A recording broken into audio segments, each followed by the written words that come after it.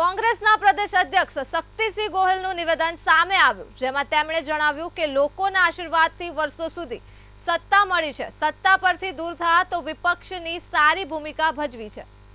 અંગ્રેજોએ જેટલું ઝેર રેડાતું હતું એટલું રેડ્યું, દેશને લૂંટાયું તેટલું લૂંટ્યું।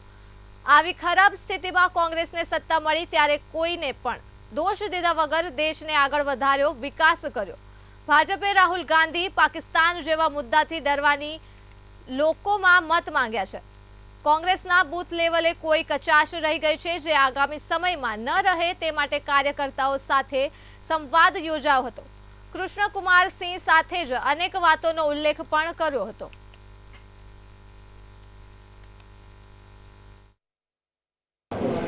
82 ડેમ તૂટ્યો, ઝૂંપડું હતું એને પાકું ઘર, બકરી તણાણી હોય તો બકરીને, ભેંસ તણાણી તો ભેંસ, બળદ ગયો તો બળદ ને ગાય ગઈ તો ગાય, પૂરતી રકમ સાથે એને પુનઃવસન કર્યું।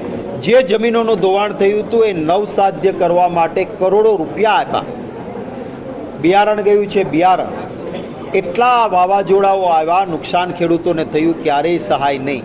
બીજી તરફ મોટા ઉદ્યોગપતિઓને 16 લાખ કરોડ દેવું માફ કર્યું છે। જનતા જનાર્દનના દરબારમાં આ પ્રશ્નો છે।